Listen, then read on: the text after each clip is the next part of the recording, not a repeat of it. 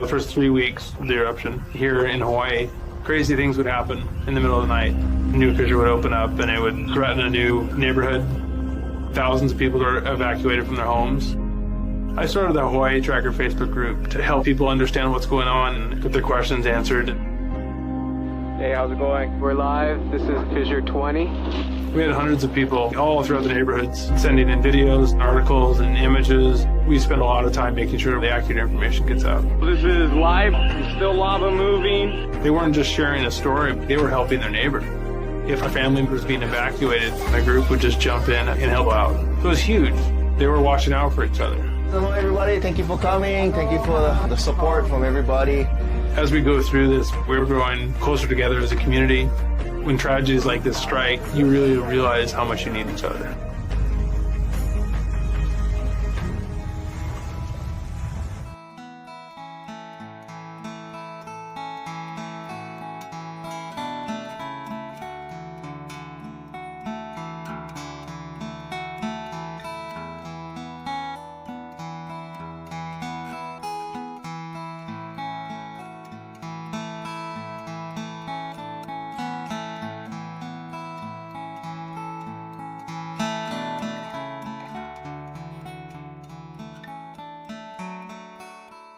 We are the Hawaiian Volcano Education and Resilience Institute, HVERI for short. A lot of people know us from the 2018 eruption of Kīlauea in the Lower East Rift Zone. Working under Hawaii Tracker on the Facebook group. Since then, we've been trying to carry on and take the lessons, the hard lessons that were learned during that eruption and try and prepare for the next major disaster that comes to our island. Yeah, so we do that through two different programs. One is volcano education, and the other part is digital resilience, which we address through online groups on social media. So the way the two programs work together is that the social media networks end up being a distribution pathway for all the information. And having that network in place means we can provide more than just volcano education, but any other preparedness information as well. What we were working for really came about in the Mauna Loa eruption in 2022. Within hours of that eruption starting, we had the mayor, Mitch Roth, we had USGS HVO Ken Hahn on the stream trying to help flush out a little bit of the ongoing because it's so new. It's completely different from our previous major eruption, which was 2018.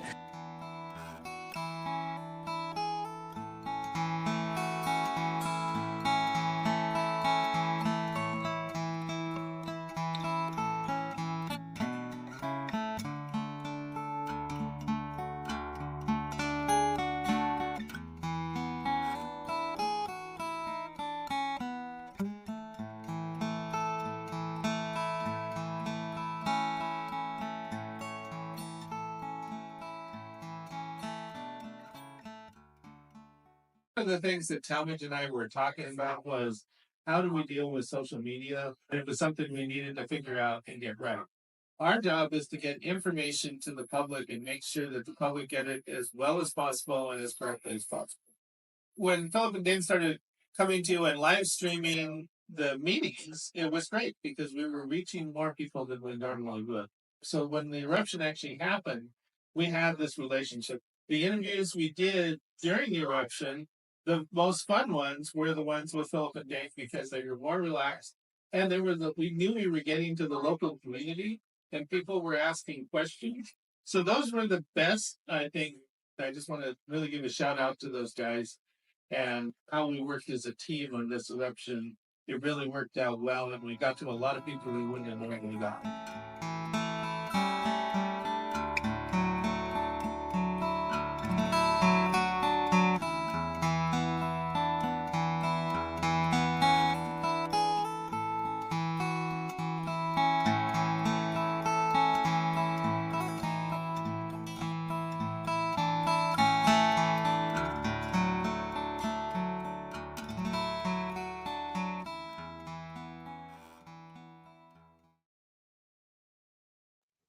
Hello, everyone. Welcome to our Hawaiian Volcano Tracker for March 5th, 2026. I'm geologist Philip Ong, here with Mr. Dane DuPont, our STL interpreters, Carol and Danny, and we are part of HVERI, the Hawaiian Volcano Education and Resilience Institute. We're a nonprofit who is raising awareness here on Hawaii Island and educating on disasters and volcanic processes. And so all that said, Dane, long intro, how are you today? How's your week been? Oh, doing good. Just been busy and being given a little bit of extra time with the current conditions up there, right? Not pressing upon us immediately. So it's been kind of nice to take care of some other things. It's been a little slower for sure up there. Yeah, we'll talk about that today. And actually, because of that, we're going to bring you guys a special presentation today that's going to be about an hour long. A dramatic reading of survivor accounts of the 75 Halapē tsunami. So that'll be coming a little later on. That was a collaboration of the Pacific Tsunami Museum and Jackie Pulani Johnson, who we've had programs for before as part of the national park. So that'll be coming on the last hour of the program here. So but otherwise, we'll go through our paces as usual. We've got Lou in the back end, as well as Dane collecting questions and leading discussion in the chat. Anything else before we get into it, Dane? No, let's do it. All right. Let's get our screen set up here. And okay.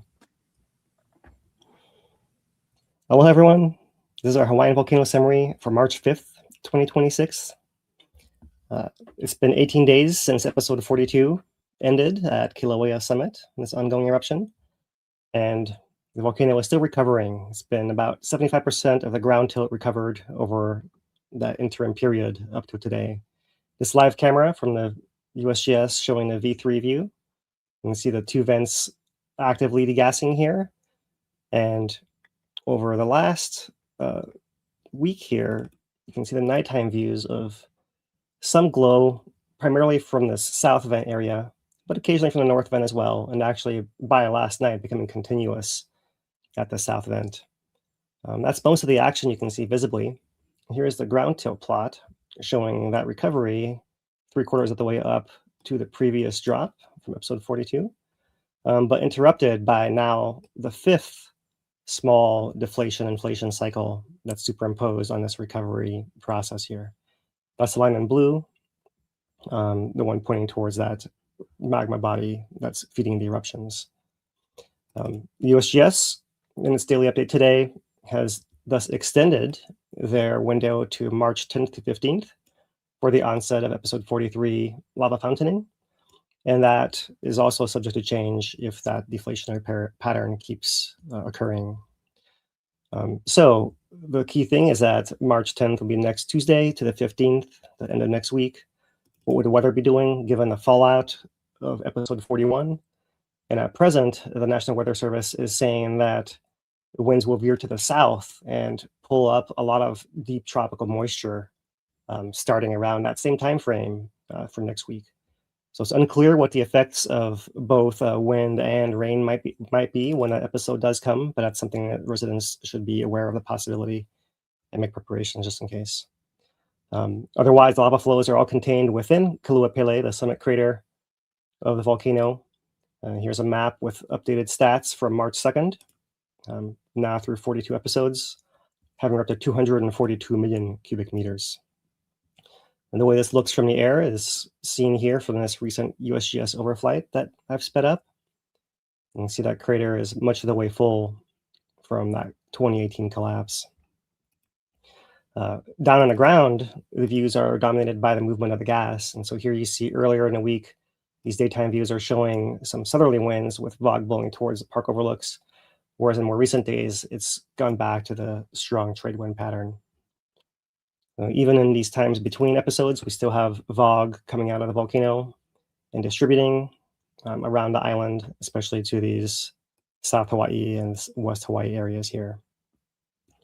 Current conditions, according to Purple Air, you can see are lots of those raised values over on the Kona side and down in Ocean View as well. Earthquake-wise, we continue to have deep Pahala earthquakes as have become common now, and South Flank earthquakes shallower in the volcano, with these earthquakes colored by depth here. The orange being intermediate depths with the blues being deeper, the red's shallowest of all. We still have some of these shallow summit earthquakes related to the refilling and recharge of the magma chamber, but also this population of deep earthquakes associated with that root feeder source, one of them into the volcano deep below the summit. So that's the past week, adding to the whole view of it cross section here. So this is the population below the summit of the volcano for the last week, and then the last month you can see all of them clustered together here in the middle with Pahala events off to the side there. So that's the update on Kīlauea. Mauna Loa has had a new update issued as well, and the volcano really remains at alert level normal and aviation color green, with similar earthquake activity as the previous month, right, which includes under the summit and in the South Caldera region. And that's our Hawaiian volcano summary for this week.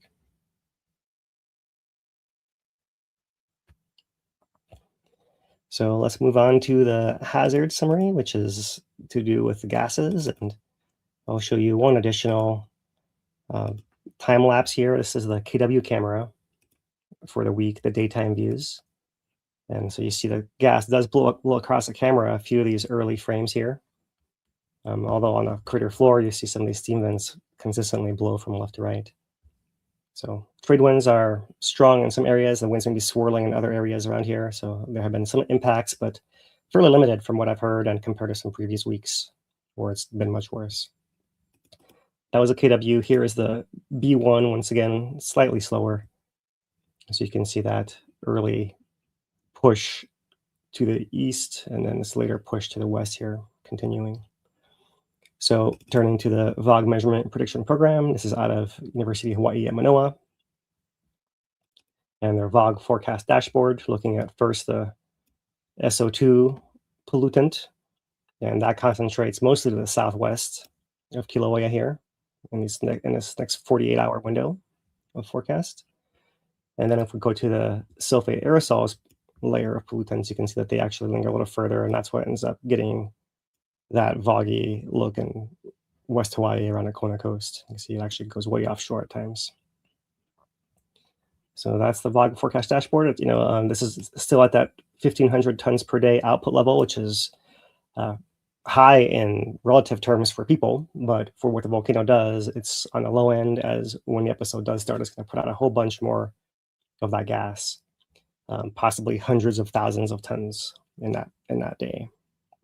So with that, that's when it becomes important to know what the weather is doing, which way the wind is blowing, is the rain falling through it, and how, and with what force, and all of that during those potentially, we've seen from as little as 5 to as many as 14 hours or so that episode can last. So that's really what we're still most concerned with here as far as our community safety in a week ahead. Still, there is impact in between. So here's not just Hawaii Island, but the other parts of the state as well from the state air quality data. You can see even over here in Hilo some other impacts.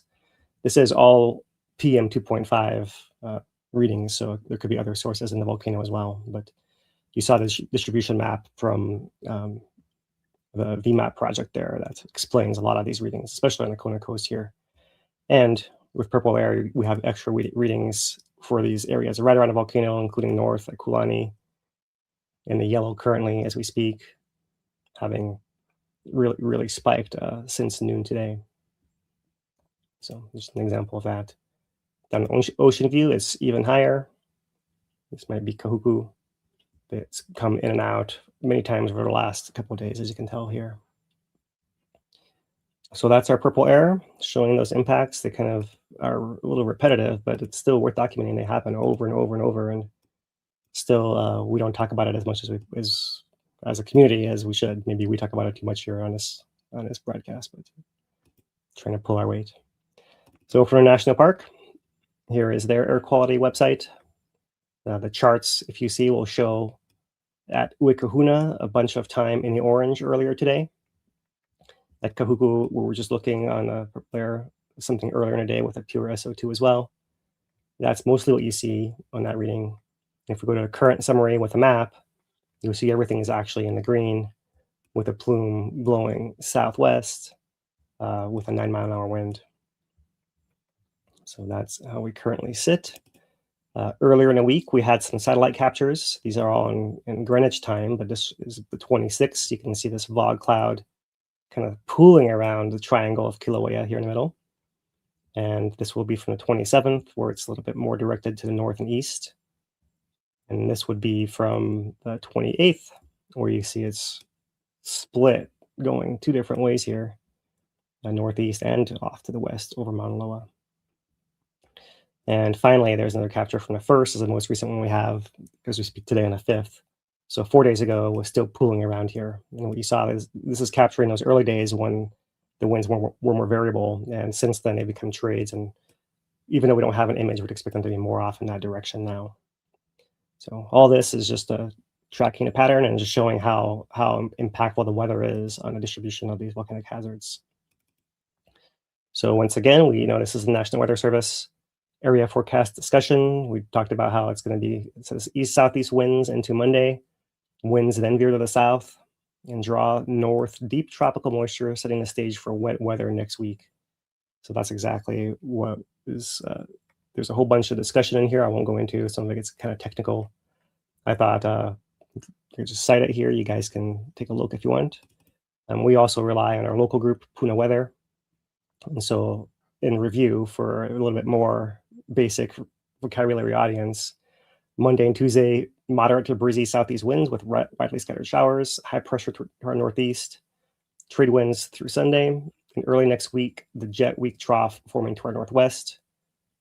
And it's going to bring in, pull in, let's see, where is it here? Pull tropical moisture over us from the southwest with winds near the surface out of the south. So that is a whole bunch of weather coming, and we'll just have to see how it reacts. And if you want to have another view of it, here's the Mauna Kea Weather Center GOES 18 channel 13 satellite, and this is the last 24 hours animated. You can see here that front that's got this flow similar to our winter pattern here, southwest to northeast. But as it approaches, it pulls all the stuff towards it. And that's what's happening at present here. So, right, that's enough meteorology for a geologist. Maybe one last image here of the SO2 layer from windy.com, showing there was the wind blowing that way here and kind of splitting off over here. So there is that front we just saw on satellite. There's our fog cloud now getting pulled off in that direction where before it was over here. And it's interesting, if you zoom way in, you can see these little eddies that are happening here, and why that fog keeps swirling on the Kona coast, right? See that going this way, going that way, and coming back in. So some swirling winds around the island as this weather front approaches.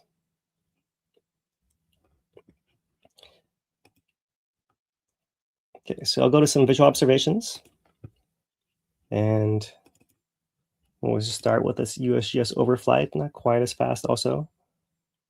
This is just them doing a visual assessment, scanning the area, likely making the map, and making all the measurements for the map that was released with the new statistics, which will show up here, but don't actually change much, the same rate. Everything is pretty much on track as before.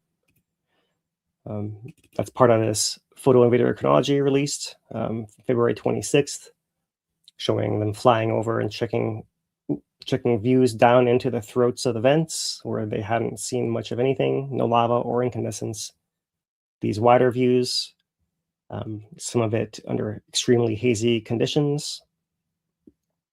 They land and take samples of the lava. Here's all their sampling equipment: hammer, bucket, sample bags, gas masks, suits. There they are taking samples of the episode 42. And finally here, they also service the V3 live streaming camera right there. So there it is. Let's go back so you can see it there in full. And with that, we'll jump over to the USGS Observatory messages, where you can see here on the 5th, they noted Matt and Mickey are replacing the V1 camera with a new model. This camera has sound, so we're going to give that a try. Bear with us, though. It is an experiment. It may take us a few days to get the bugs out if it works. Right, following on our messages we had from the maintenance last week. Right. That's hope they have a good wind filter on that, and because that's been always the difficulty, is we want to hear volcano sounds, but there's a lot of other sounds. At least now we don't have to compete with all the helicopter noise. Let's hear it. Don't hear much right now. No, it's mostly white noise and little bits of wind from what I could tell. Yeah, but there it is. But There's our I expect volume that bar. to change when Yeah, the thing's going. That's really the real test, is during the episode. Right now, you kind of want it to be silent, actually, I think. right. So when it's actually roaring, you can see the difference Let there. the roar cut through type of thing without the wind noise. So check it out. Sound button down here and a V1 camera you guys can see and keep an eye on that in the future. That is the live view. Here's a V2 live, kind of hazy in that direction with that zoom. And the V3 continuing degassing, what we saw earlier today. So how does it look this past week? Here is that nighttime glow view.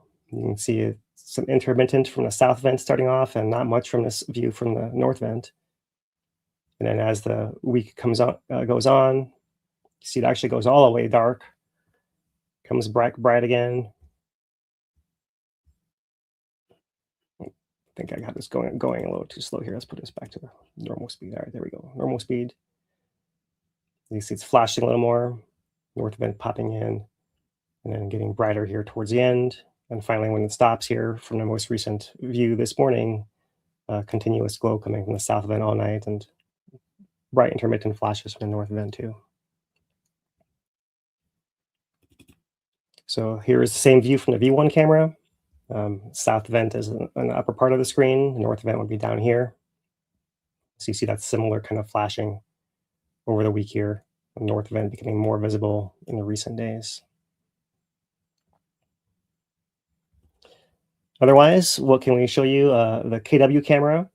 This is one view per day since the end of episode 42, a couple of days after that. And overall, in the big picture, you don't see a whole lot of change. So it really takes zooming in to look at any changes. And we catch a little bit of this, almost like a lurching of this lava flow that's just cooling in the very first part of this sequence. Cone slumping a little bit, settling. See that flow moves out to here, moves out here. But the other thing you can see, if I pan over to the area where the lava often pools right here in the middle, is, let me outline this area right in here, where you see the whole crater floor seems to be sinking. And so there has been downward movement right in there, with maybe a maximum being right here. And other areas, you see things happening. If you look close at this back, this is a little bit harder to see here. At the back part of this flow, you see this flow moving a little bit, and then right in here, there's uplift. If you see, there's like a white line that comes just below where I want to draw here, like a little bit of an arch like that, and there's one and one below, and they're coming together close right there. So it may be that when this flow was active and moving and pushing on the crust, some of that liquid part still in there, maybe redistributed and pushed up the crust over here. It's not quite clear, but it seems like there was some coexistence of that flow moving and this part here uplifting. Whereas over here, this is going on for a longer period of time, and after the flow is done, you see this kind of almost like a degassing of this pool over here, which we see again and again.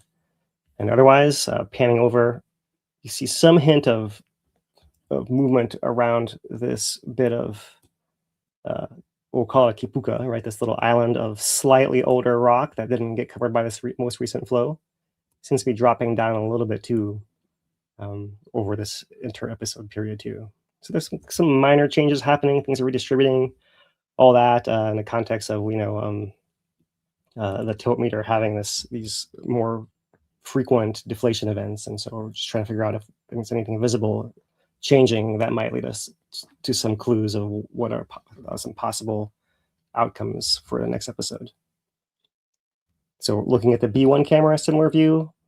It's not quite as clear. It gets a little bit more weather.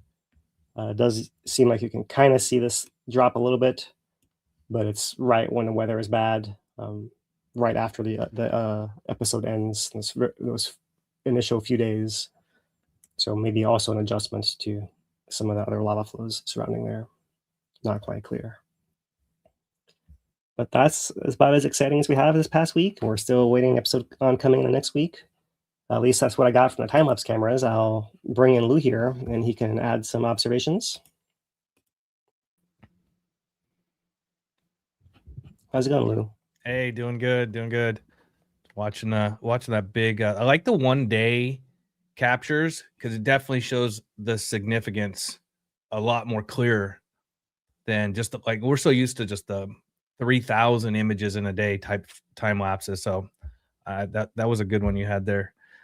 Let's jump into observations, and then I'm gonna finish up what you started on the V1 cam.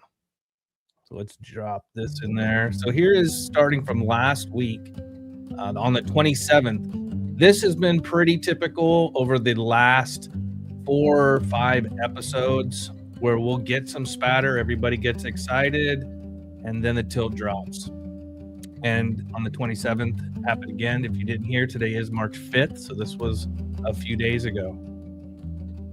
Another shot there from the V3 camera. That's the south vent spattering.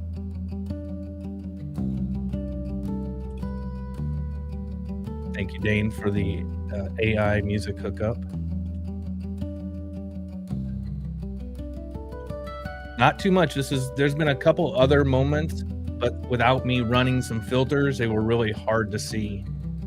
That one right there, I even added a little bit of a red to enhance it a little bit. You can see how it just went away. It was quick. Let's keep going here. There's a nice shot this morning. You can see both vents glowing, which is always a good sign that magma's a little closer to the surface. When we see both vents or just one vent glowing early AM, that's about 6:15. A lot of degassing still going on. Beautiful. That was a beautiful morning.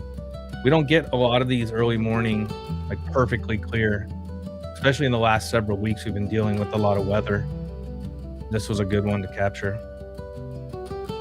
V3 is a new camera, and now the V1 is a new camera. Supposedly we'll have some interesting night vision going on tonight. We will see. There's another shot from this morning at 6 o'clock from the V1. This was prior to them adding the new V1 camera in there.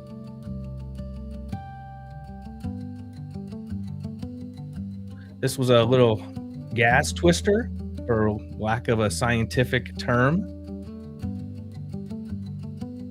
We picked up off the V1 cam last week. Well, actually, a couple days ago, 4 days ago. I sped that up a little bit. That was pretty cool to find. This is, let me pause this real quick. This is somebody had just pulled out their Christmas gift of their blue laser light. So that's what this was. I'm sure it was not an orb or a UFO. I don't have any of that confirmed. I'm speculating. But I'm pretty sure that was somebody shining a light down into the caldera. And this is them this morning changing out the V1 to their new V1 cam with audio. I'm gonna have an image of that coming up here in a minute. We listened to it for, I don't know, I had quite a few people listening to it for a little bit over an hour. Pretty typical, what you'd expect. Wind, crunching of rocks. They did all of this in silent. They were not talking because it was a hot mic. And I was expecting somebody to say something, but they did most of the setup in complete silence because I think they knew. I mean, we heard a little bit of test. But other than that, it was the crackling of the crunching of the tephra underneath their feet and the wind blowing. Obviously, the best sounds will be once the eruption episode begins and you get the just amazing sounds of the eruption, even when we're standing back a mile away. It's pretty impressive. I can only imagine being that much closer, how much better it's going to be. And let me put this up here. This is a shot of what they're installing. It's a version of like what we have here at our home. We have a couple of these types of cameras, obviously not that big. One question I have, I know we are going to have audio in for everybody to hear.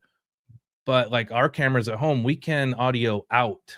If a intruder or a visitor comes by, we can talk out that camera.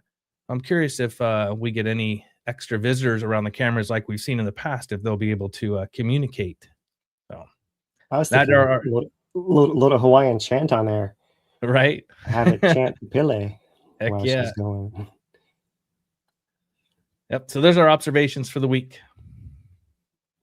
All right. Thanks, Lou. We'll have you back here in a few minutes after we get through some more of our monitoring in your community corner. Right on. All right. So we'll step next to Volcano Watch presently with a couple of articles. There's an earlier article in a week. The USGS is going to launch updated aviation-focused volcano notices starting this month. And what this basically means is they're starting to adopt all the aviation acronyms and lingo. So this is what it would look like, for example.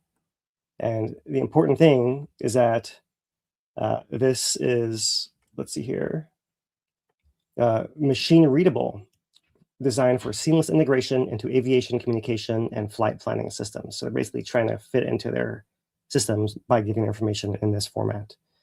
That's the long and short of it right there. That's the article was released earlier, and Volcano Watch released today, talking about that thing exactly, some more conforming to the new standards. They also talk a little bit about the alert level, which is different from the aviation color codes, and how those have largely been paired in the past, but sometimes they've been split, like during Eruption in Mauna Loa in 2022. And so all that is the surrounding information to these changes. If you're interested in that, you can go read them on our feeds here. I won't spend any more time getting into all that. But instead, just show you the other monitoring updates, which we have, which is the statistics with this new lava volume measured through episode 42. Measures of the average elevation, average thickness, maximum thickness. Over here, we have current vent elevations, the vent level below the rim, 230 feet for where we wanted to know, the vent height above the surrounding lava. So how tall will they look on a camera, for example, about 115 feet, 35 meters there. And that cone on the northwest side there, peak elevation and height to the crater rim, how tall it's gotten, the tephra pile on the rim up here on the side. So those are the new numbers.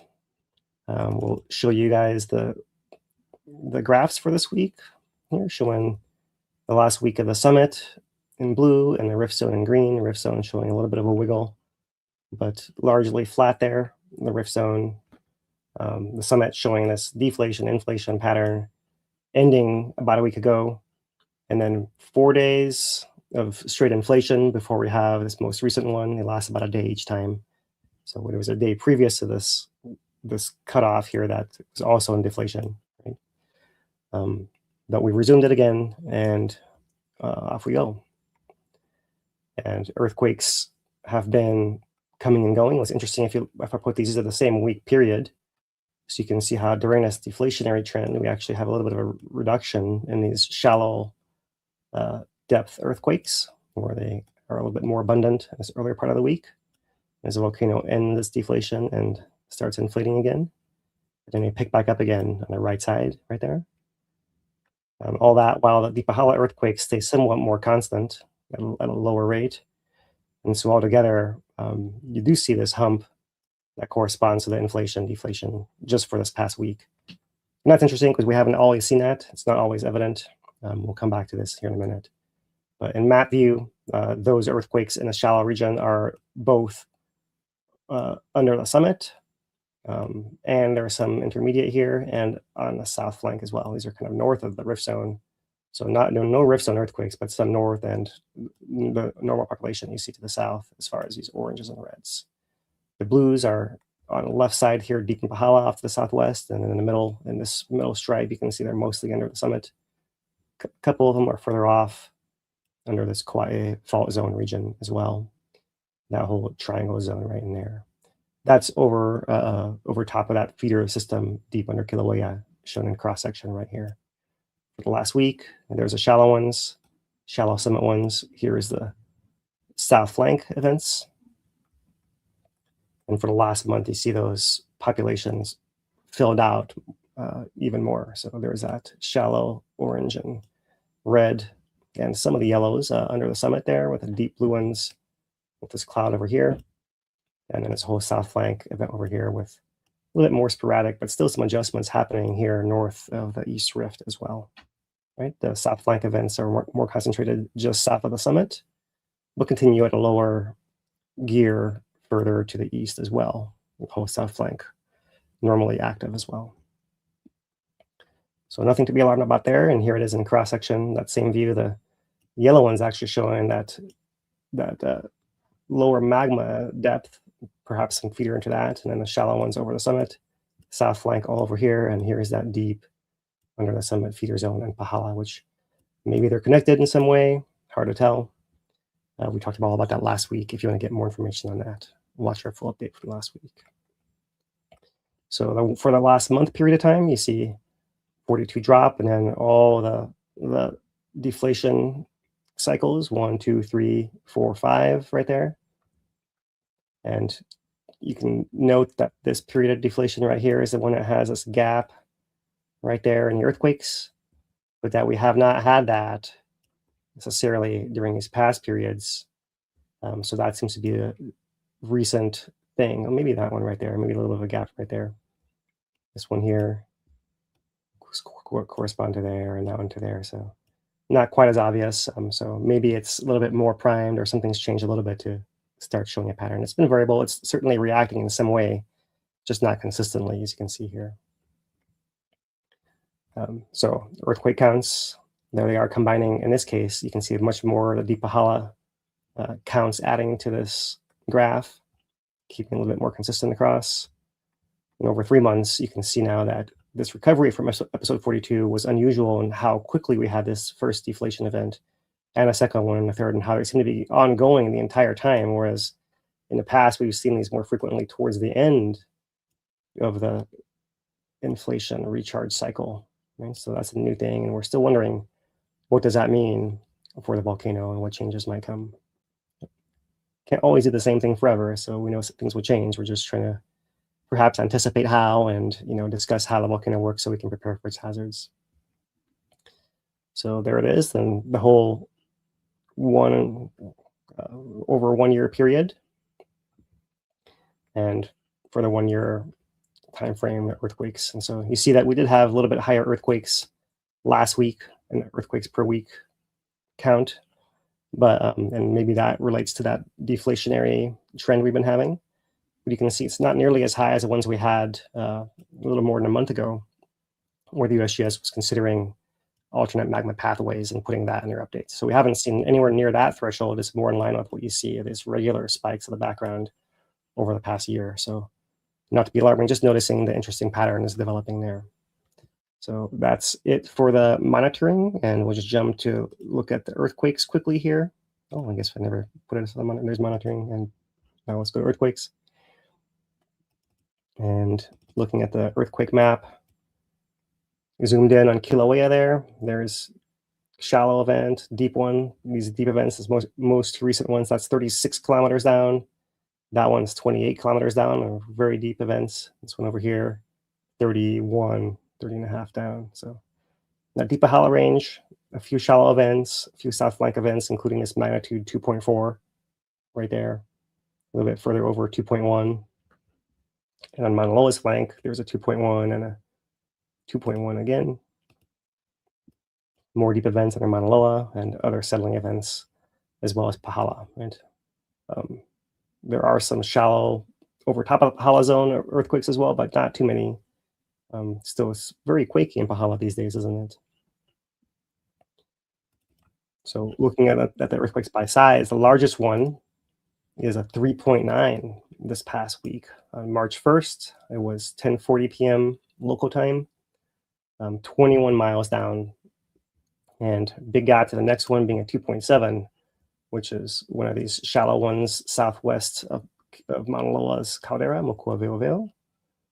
And then we have these couple events over here near Kulani Road, north of Mountain View, 2.6, and I think it's a 2.1 is also over there. 2.0 over there as well. And otherwise, you can see now we're back to deep under Waimea. South flank, that 2.4 we pointed out.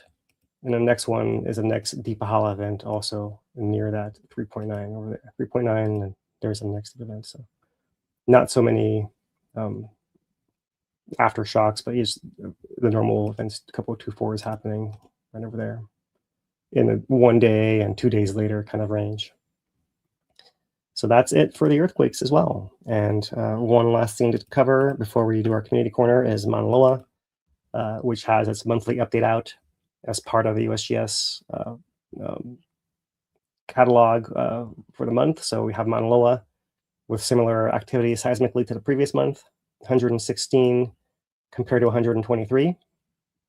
And still variable rates of inflation at the summit, all associated with refilling in the summit reservoir system following 2022. So basically everything's normal. There's nothing really unusual in this update, as is also the case for Halapē volcano and Haleakala and Mauna Kea and the volcano formerly known as Loihi, if you would like to say it, Kamaehua Kanaloa. So that is it.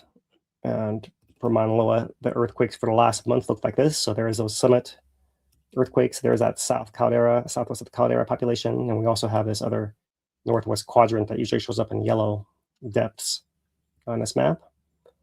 So looking at depth versus time for the last month here, you see that we actually had more of the shallow events at Mauna Loa summit earlier in the month, and they seem to have slowed down a little bit. And now we have more of these deeper earthquakes over the past week and a half or so. Oh, normal variability, but that's just how we're seeing it today.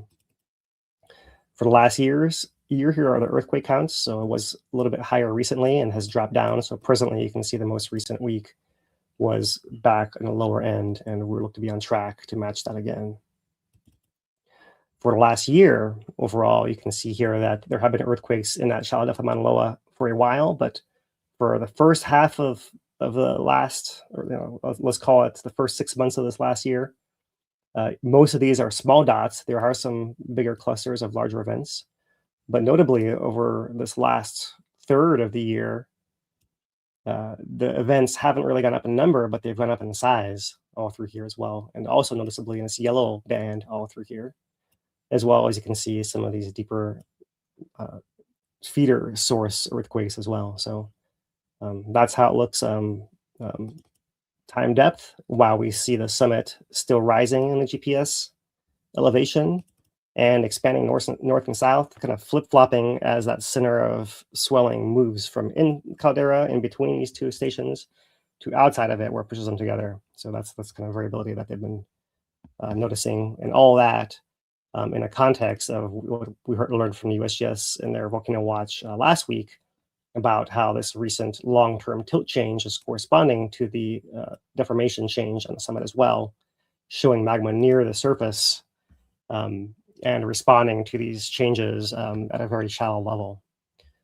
They also said not to worry about it erupting quite yet because it has to have the earthquake levels to do so. And here are earthquakes per month for Mauna Loa for the last 5 years. And so here we are building up. You can see there's a clear rise right there. But this is the year and a half before the Mauna Loa eruption. And you can see we're nowhere near those levels of events. And so it's basically a result of the 2022 eruption is this more active shallow magma system that now is more sensitive to these signals that we can track as it's refilling for the next however long it takes. Right, so that's where we are, all normal in Mauna Loa. And with that, I'll pass it to you, Lou, again for our community corner. Can't hear you. Hey, you didn't give any timeline for Mauna Loa. Everybody keeps asking. You just breezed right through that. Uh-huh. I don't know.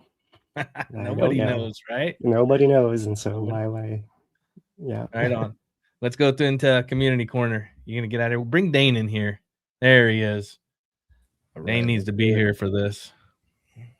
All right, let's get this up here. We got who else we got? We got Dano. Oh, good. Oh, good. Here we go. Good to have our ASL interpreters and all of those in our deaf community We're happy to have you here as well as everybody else out there. Let's go through what's happening around. As you already know, the big news of the day is the V1 camera with the audio. Should be interesting. Episode 43, as well as the new V3 camera. Not much going on up and around the park. Both of those got rid of the stutter, though, right? The little stutter was really gone. the thing's still there. Oh, The stutter was gone before the cameras got replaced. They were gone. I mean, they that came and went, but we'll see.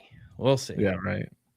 Yeah. It's a pretty magnificent feat to have a live stream on a volcano. I mean, we have problems with our gear, and we're not doing anything like that. Congratulations to those guys for pulling it off, regardless of any issues that happen, right? I'm curious about how the feedback's going to be with the audio. I don't sleep with a fan or white noise playing. Some people love it. I'm not a white noise kind of guy. I think we need to touch a little bit on boundaries in the park and touching things in the park. We had an incident again at the park. I'm sure you all have already caught up on. I'm not going to rehash that. Those of you have already talked about it in the chat. The other is the tephra that is everywhere. We talk about the tephra that's on the ground. It is combined with Pele's hair. It's everywhere still. Messing with it, smashing it in your fingers is only going to lead to irritation in your skin and your eyes and your respiratory system. So better off not to mess with it. And yellow jackets are always be on alert up there. There is a shot from the new V3 cam. It wasn't actually installed today. It was installed last week, but you get the idea. It is actually pretty clear. I will say that. Take out the fact that we had the buffering issue that was going on, or the stuttering more so maybe than buffering, but it definitely seems clearer, and they moved it over a little bit. There's a shot from Kīlauea Iki Overlook, looking at the vents there. You can go there and check it out for a good view, and that's what you will see from your car. It's a good shot. There are the viewing locations, and I cannot emphasize this more, especially in light of what happened up at the park recently. They're not suggested boundaries. They are actual legit don't go zones. Watch your step and try to stay safe. The park says safety is your responsibility. However, when something happens, family members, first responders are the ones taking care of you. So, no, it's just not you getting involved. The Welcome Center is open, not the Visitor Center yet. They're still under construction there. Go into the Welcome Center for all your information on what's happening in the park. Check that out there. Let's see if I can change screens. Maybe. There we go. Make it your first stop. You can get some water because there are a lack of water bottle filling stations. You can talk to the rangers. There are programs going on all throughout the week. Best to talk to them and find out, because weather changes everything at the park. Parking. Every week I have to say this, but here we go. We're probably week out. It's already busy in the park. Parking is already tough. For those of you in the chat, I have talked to a few of you. I don't know if you'd heard this, Dane, but Kīlauea Overlook viewing parking area, they closed it down for handicap only.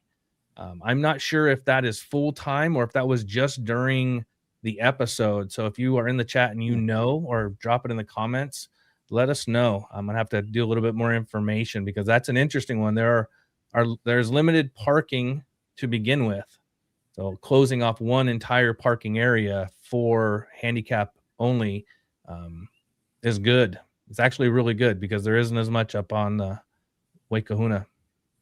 All right.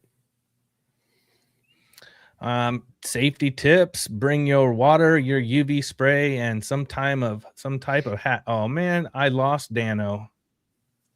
Just like that. All right. Hi, Carrie. Bring your sunscreen, drink plenty of water. Exposure is a real thing. You are in Hawaii. You should know if you're everybody knows at the beach that you are going to be exposed to the sun and the wind, but it is exactly the same, if not more, up on the summit. It's 4,000 feet up there. It'll get you. Safety is your responsibility. Stay hydrated. There is one of our AI girls that are doing our commercial here for bringing your water bottle. Staying hydrated in Hawaii Volcanoes National Park. Like I said earlier, there is a lack of water bottle filling stations. You can purchase at Volcano House. You can buy up at KMC, or you can just bring your own. It's that time, Lou. I'm just here for the dogs and the drinking water from bottles. Well, we have a, let's see here. What's next? Let's see if I can change screens here. Here we go. You're getting the llamas, the alpacas again tonight. I'm still working on a new dog one, but tonight you get the alpacas again. The Catahoula alpaca. Yes. Thank you to VO. Also request for cats and or horses. Yes, we have thrown cats in there. I've actually, we've had a beaver at one time. I don't know if you guys have caught that in one of them. Then we'll throw in a mystery guest this for next week. Stay tuned. Okay. All right. For some of you that don't know about hiking, especially here, rapid ohia death is a real thing, and it's spread on your vehicle tires, on your boots. So we have boot brush stations located in different areas of the park. Spray them down, scrub them down before you go in and out. Just help protect our native forest here. There should be some spray. There usually is there. If not, it doesn't hurt to have some. If you're a hiker, it doesn't hurt to have it with you. Every step counts, Dane. Every step counts. This is an event coming up for us, the Ohana Fun Day up in Kohala.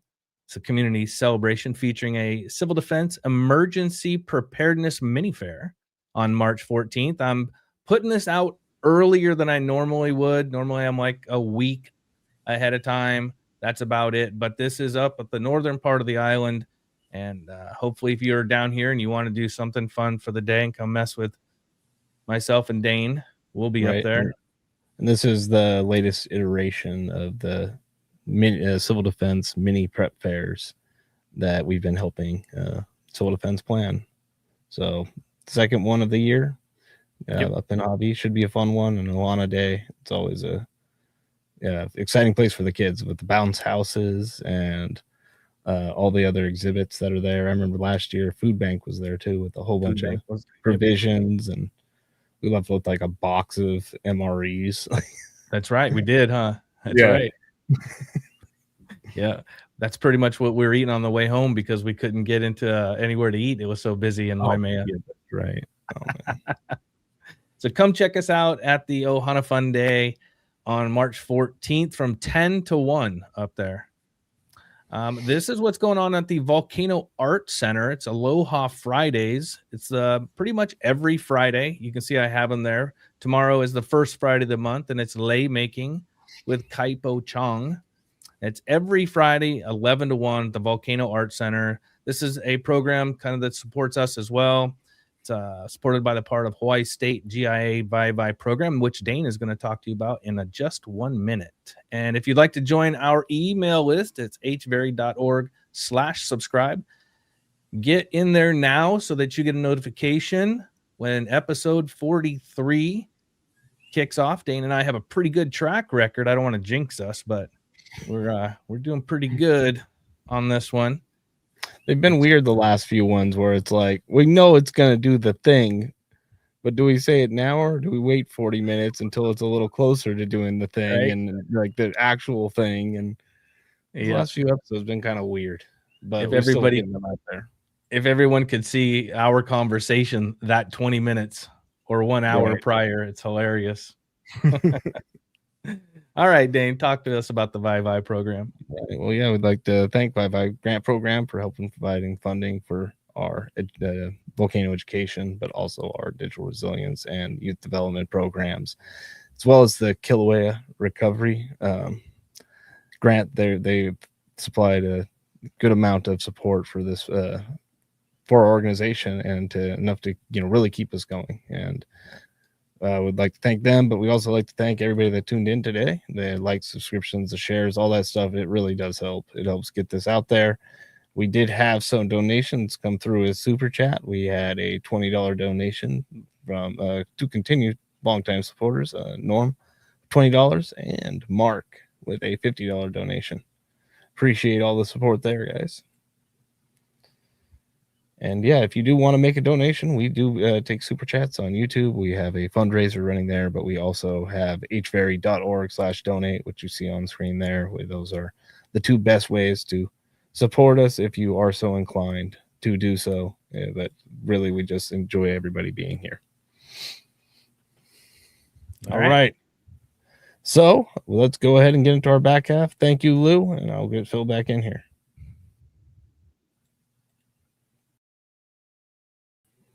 All right. You're back, Phil. Let's see which. All right. Got to click the right button. It was really tiny on the screen here, so I unmute myself.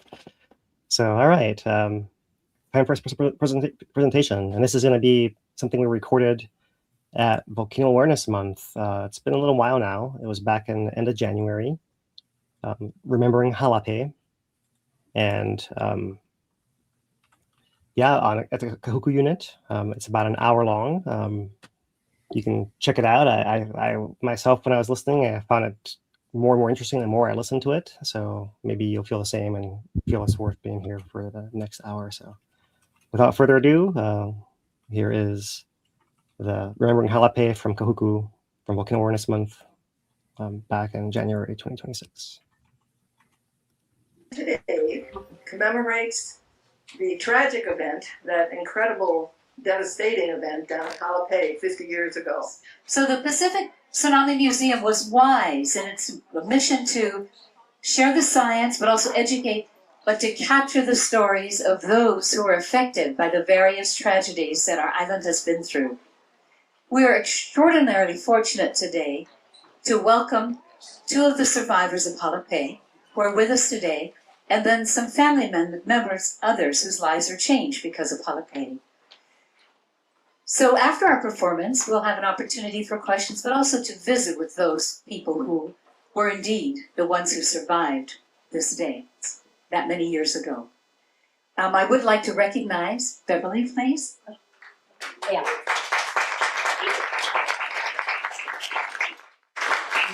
All the way from Oahu, so that she could be sure she was part of this. Fal Allen.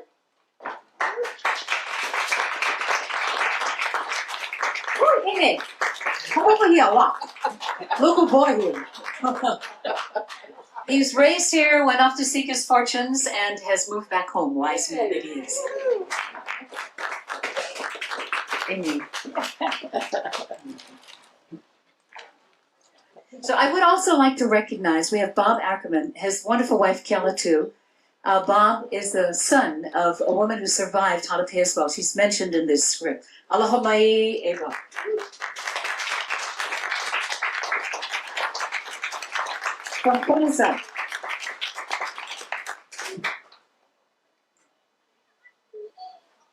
And Patty, I would like to give this to you too, because the whole earth shook secondarily after those earthquakes when your father passed there.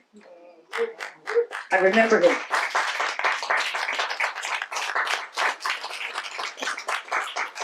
So without further ado, living history means you are hearing the words of the people whose stories were captured. My job was just to assemble it, put it together, kind of thematically, etc. It'll be interesting when the mic goes back and forth, but think of it as our own little ballet, the Halapē Ballet.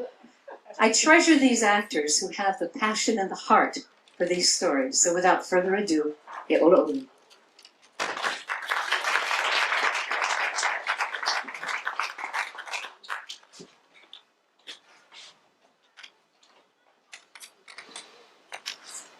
Halapē 75, apprentice in time.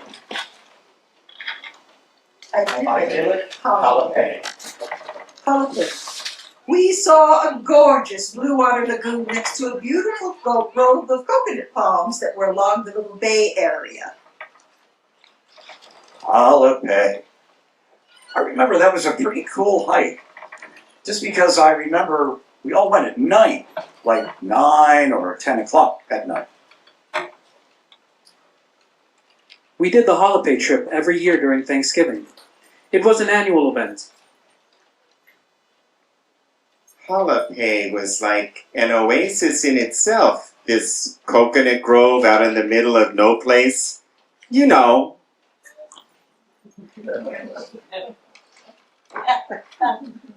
For someone who hasn't been down to Halapē, in that particular part of the island, it's hot! You've got a lot of sun reflecting from the lava.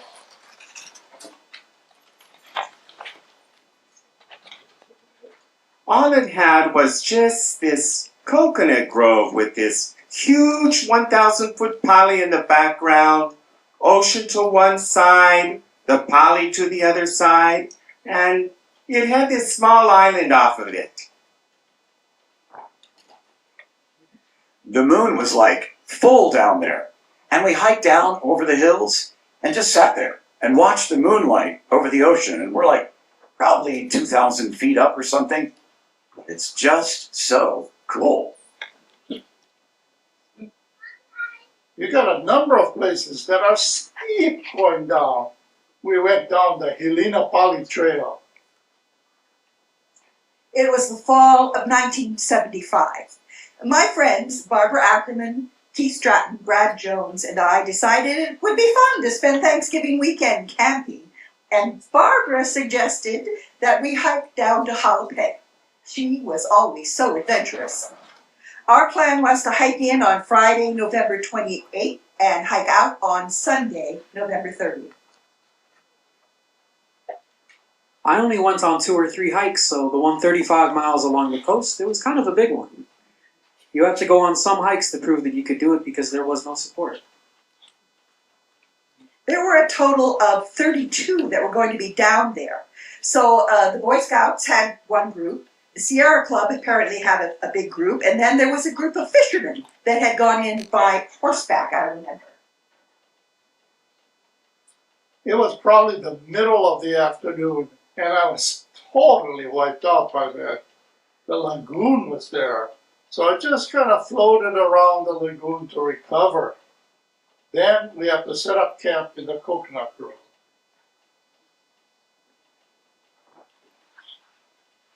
All around it was all lava, just different types of lava. So it was quite barren. It was literally like an oasis, like you would see in the desert, except this was by the ocean in Hawaii, with lava all around it, not sand. And it had a little sand beach. We set bonfires at night. So that's what Halapē was. They had a friend who was a pilot, and he would fly over and the guy would come in low. And he'd push things out of the cargo or the seat, and there'd be some sodas for the kids and some beers for the adults. And maybe some steaks, so we could have a Thanksgiving dinner. We'd have to swim out and bring them in, but in the morning, it just seemed like a normal day.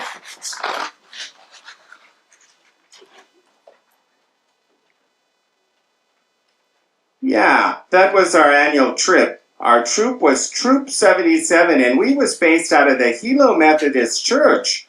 Other people were coming, so it was like getting kind of crowded at Halapē. So I took the boys and took them down to Boulder Bay, which was the first time we ever did that. We usually always stayed right there in the coconut grove. And so that's where I ended up with the boys for 2 nights before the tsunami came. We ended up in the shelter. I believe, I guess because we were the first there. So we kapooed the shelter there. Yeah, I remember there was a little lean-to, I think, and some water. It was like a rain catch water thing. And the second time I went there, they built a second shelter down the beach, about a third of a mile. It was a little ways down. The Scoutmasters and then their friends. See, it was Claude Moore and Jimmy Kawakami and James Mitchell, the one that died. They all stayed at the Coconut Grove, and we stayed, most of the Boy Scouts, down the way. Yeah. Halapē was one of the more epic hikes. It was a difficult hike because it's, 9 or 11 miles, and it's rough, kind of rough terrain. And you're pretty tired by the time you get there. It was just a pretty normal night going to sleep. It was a moonless night, so it was a dark night.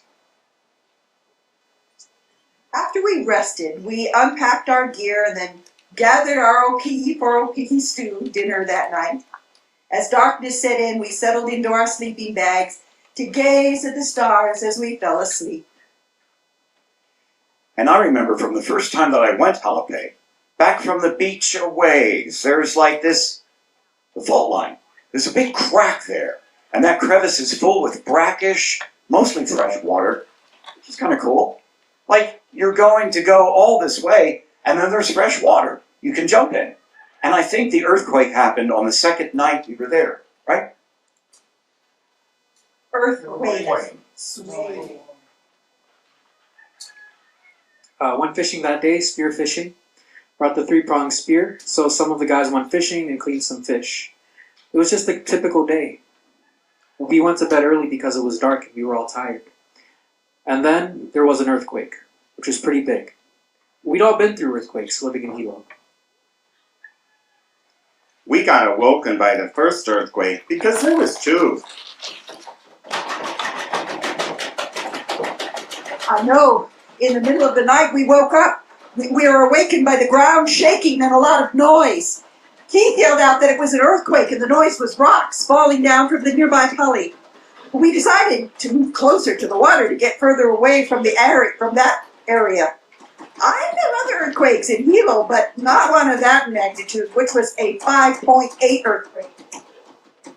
And the other thing is, with the poly right there, with even the first word, earthquake, you could hear the rocks falling out. It was like several hundred yards back. So I thought, no, that's too far back. We heard the noise, and they said something about rocks coming down. The earth was shaking so hard that we just had to get to the ground because it was swaying back. No, it was just tossing us back and forth. So we're just like, I think, stunned, all of us. They say the first one was over 5.0 on the Richter scale, so that's a pretty good jolt. We were, it was kind of close to the epicenter. We felt it pretty good, so we kind of got up and then afterwards it was like, okay, go back to sleep. Because we grew up in the land of earthquakes, so it wasn't that big of a deal.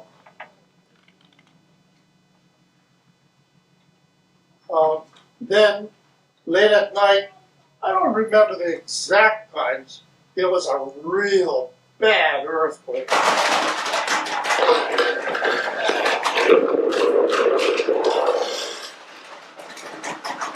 Now, the second earthquake came, which was over 7.0. Now, that's a lot bigger. And that's the biggest any of us ever went through. And it was like you couldn't even stand.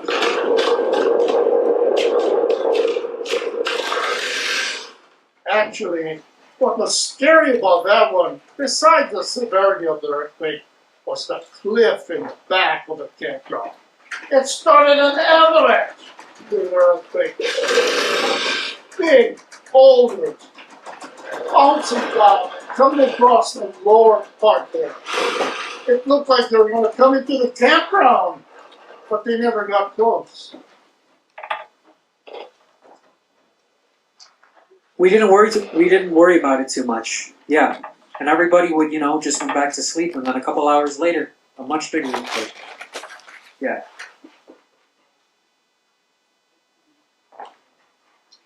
Then, later on, I guess it was early in the morning, the second earthquake hit.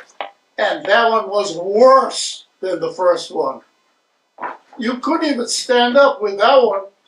You had to sit down. You couldn't possibly stand unless you were holding on to a tree. I came out of the shelter and looked at the Boulder Bay. And they didn't call it Boulder Bay for nothing, because all I could imagine was this boulder coming down. Boom!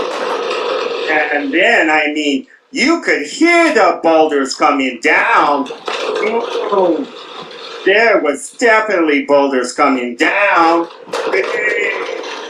And we're talking about boulders. We're not talking about rocks. We're talking about boulders.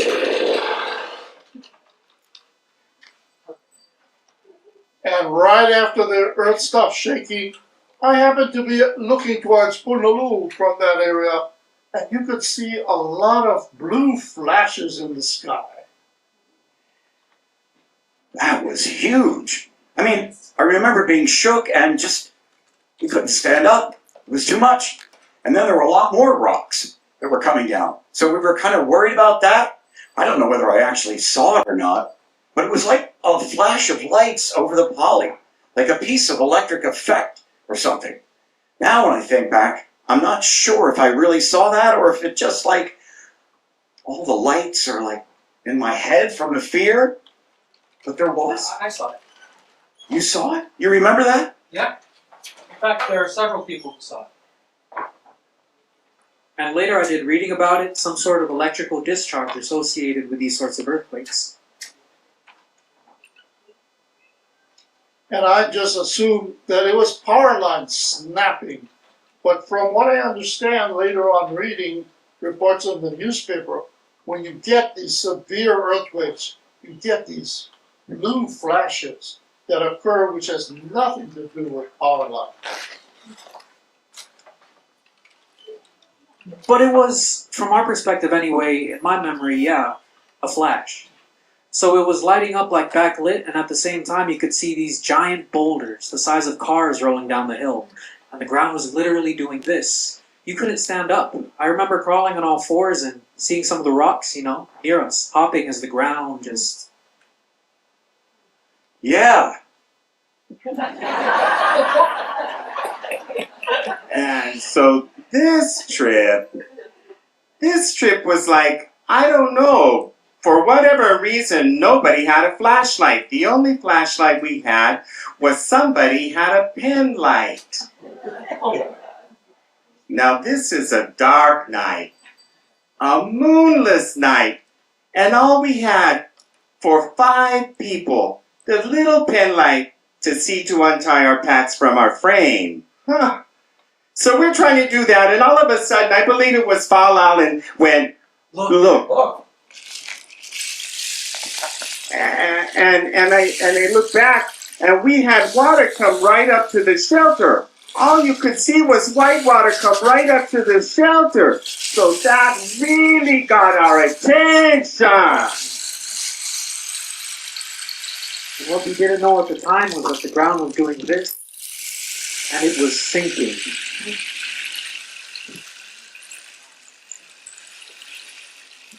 It was going down.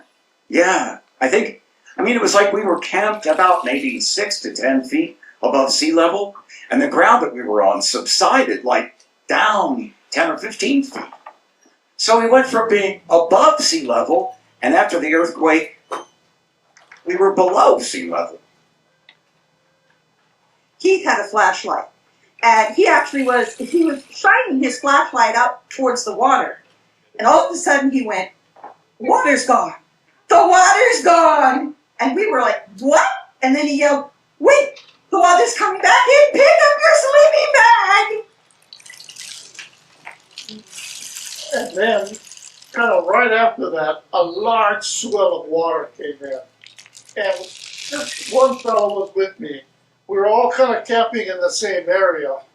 The father and son took off running to get away from the wave, and then the other guy did the same thing. And then all of a sudden, I had water ankle high on myself. And the next thing I know, I'm trying to pick up my sleeping bag. faster, and I got hit with something that was waist high.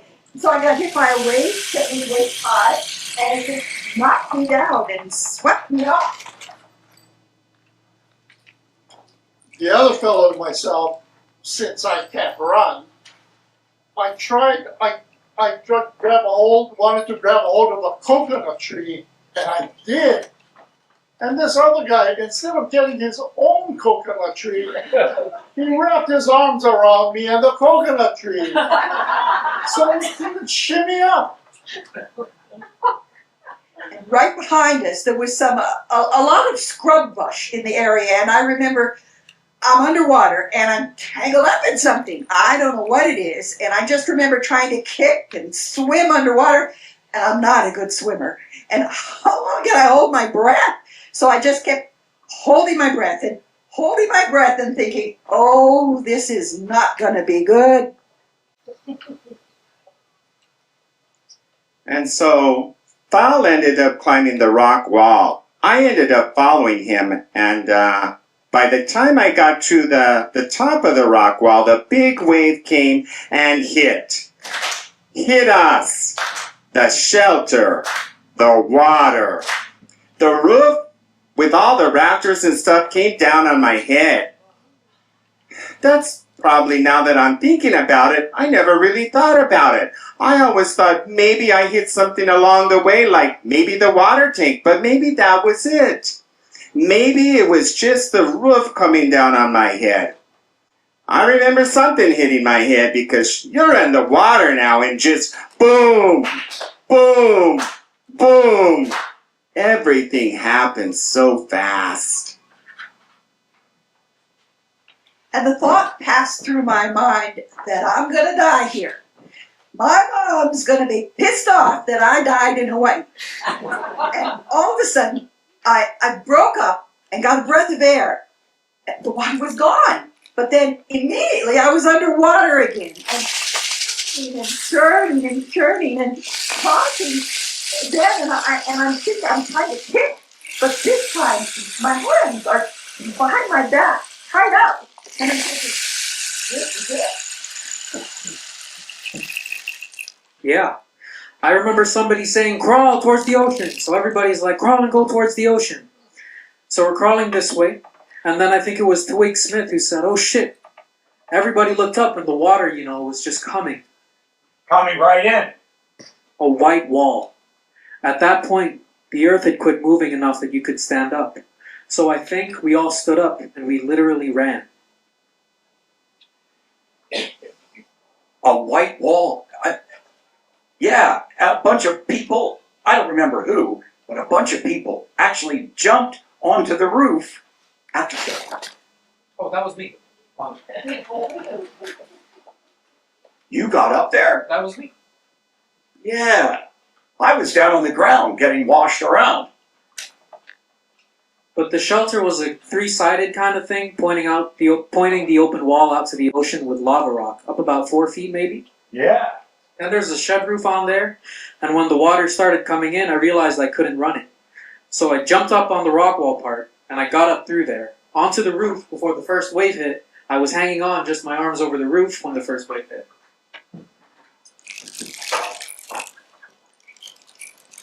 I had intentions to try and shimmy up the coconut tree to get above the height of the wave. Of course, that never really happened. And when the wave came in, and it wasn't a wave you would normally see when you're looking out the ocean. This was just like a high swell that came in. It came in and I got up as high as I could, and we were just washed away from the tree. Couldn't hold on to it. And after that, it was just being tumbled around all over the place. I seem to remember coming up at least once, maybe twice, for a breath of air. But I had no idea, where I was and how far we were getting washed in. And then I finally surfaced, and I recognized that I was in the crack, the crevice. And then suddenly I'm up in the air and I'm breathing and then I'm underwater again. Then I just felt myself being tumbled among all the rocks around me. And the next thing I know, I'm sitting on the ground and the water is gone. The 3 waves had swept me further inland and then receded. I was stunned, beat up, but fortunately relatively uninjured. I did see a couple of kids scurry by the bank. Then the crack was like a sharp drop off on the campground side. But on the other side, it was kind of a steep gravity slope. I guess it's possible, to clamber up that way. And I'm trying to make a guess that the depth had to be, that you have to climb out of the crack. It might have to be maybe 8, 10 feet, something like that. When I tried, I kept sliding down and couldn't make any headway there. I got scratched up pretty good getting through that until I found a place that I could actually crawl up that side of the crack. Barbara, Keith, Brad, and I were all swept inland, but we were spread far apart. We started calling for each other and managed to find each other in the dark and just hunker down until daybreak. A couple of fishermen were nearby and joined our group. I'd been wearing a long-sleeve western shirt with snaps, and my arms had felt tied behind my back because the force of the water had popped the front snaps, and the snaps on my wrist had pulled my arms behind me, which were finally released. We were all cold, wet, and shivering. One of the fishermen was in our little group, and he took off his t-shirt and gave it to me. I am so grateful for his kindness. We all waited for daylight to arrive and figure out what to do next. We were just trying to stay together until daylight came. And the Boy Scouts, I have to commend them so much. They're really grouping everybody together and doing a remarkable job. As daybreak came, we could see some of the devastation that had occurred. The coconut tree grove was now covered in several feet of water, and ground vegetation had been swept away. One of the horses, tied to a coconut tree, was floating now in the now calm ocean waters. Behind us and parallel to the coastline was a long stretch of rocks piled high that had been washed up from the sea by the tsunami and deposited parallel to the coastline. Among the rocks were fish, debris, and remnants of our camping gear, etc. My Nikon camera with the last photos of Halapē was nowhere to be seen. Soon after daybreak, a small single-engine plane was seen approaching. Pilots Bob Lee and Cliff Collins were our friends, who knew that we were camping at Halapē and jumped into action. They circled Halapē and dipped the plane wing to acknowledge having seen everyone waving for help. They were able to make radio contact with the military helicopter pilots, who were apparently headed toward Punaluu. We were subsequently rescued by the military helicopters, most injured first, and taken to Kīlauea Hospital to assess our injuries. Fortunately, all 4 of us only had minor scrapes and some cuts. We were released to return home to rest and recover. For me, what happened was somehow I got washed into a bush. There was a lot of little shrubs, and I don't know how I managed to do this, but I got headfirst into a bush, and I was trapped underwater. So I missed at least one of the waves. It seemed like forever. I thought that was the end for me, because I was underwater and I didn't know where that would end. So I was just kind of like the light flashing by in front of me, and then the wave pulled back in the opposite direction. So when that happened, it popped me out of the bush, and I remember floating around in water for just a moment. And then a bunch more waves happened, and then the waves kind of retreated. So I must have moved inland a ways. And then when the last wave retreated, I just tumbled over the rocks and plumped there. I think I was yelling, "Help! Help!" when it all stopped, and then I was thinking, this is stupid. Everybody needs help. Yeah, I think what I did at that point was I wandered back towards the coconut area but the main area on the back side of the fault had just found a high rock there and sat till morning. And I remember sitting there with a couple of different people. but I don't remember who I was with. I just can't remember that. Remember when it started to get light, it was very cold, and I mean, we were all soaking wet, and it's probably low 60s or something, but we're just cold. So I thought, well, I need to move around. And that's when I found Moore. What's his name? Claude. Claude. I found Claude Moore, and I think he had collapsed lung or something. I think he broke a couple of ribs, and he was just sitting on a rock. He looked like he was stable.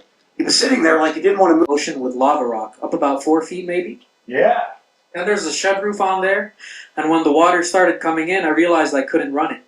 So I jumped up on the rock wall part, and I got up through there. Onto the roof before the first wave hit. I was hanging on, just my arms over the roof when the first wave hit.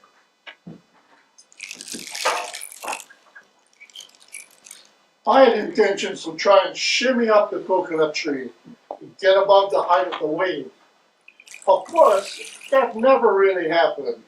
And when the wave came in, and it wasn't a wave you would normally see when you're looking out the ocean. This was just like a high swell that came in. It came in, and I got up as high as I could, and we were just washed away from the tree. Couldn't hold on to it. And after that, it was just being tumbled around all over the place. I seem to remember coming up at least once, maybe twice, for a breath of air. But So hold on, so repeating a little bit here. Let me fast forward it a little bit just to see if I can find the right spot. Highlands Bobley and Cliff Collins were our friends. Just laying on the rocks, and the people with the horses around and around. Not too long after that, helicopters started coming in, and once I called the helicopter, Before that, maybe? Our injuries. Fortunately, all 4 of us only had into a bush.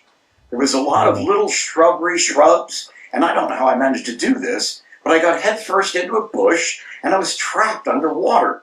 So I missed at least one of the waves. Seemed like forever. I thought that was the end for me, because I was underwater and I didn't know where that would end. So I was just kind of like the light flashing by in front of me, and then the wave pulled back in the opposite direction. So when that happened, it popped me out of the bush, and I remember floating around in water for just a moment. And then a bunch more waves happened, and then the waves kind of retreated. So I must have moved inland a ways, and then when the last wave retreated, I just tumbled over the rocks and plumped there. I think I was yelling, "Help! Help!" when it all stopped, and then I was thinking, this is stupid. Everybody needs help. Yeah, I mean, I think what I did at that point was I wandered back towards the coconut area but the main area on the back side of the fall had just found a high rock there and sat till morning. And I remember sitting there with a couple of different people, but I don't remember who I was with. I just can't remember that. Remember when it started to get light, it was very cold, and I mean, we were all soaking wet, and it's probably low 60s or something, but we're just cold. So I thought, well, I need to move around. And that's when I found Moore. What's his name? Claude. Claude. I found Claude Moore, and I think he had collapsed lung or something. I think he broke a couple of ribs, and he was just sitting on a rock.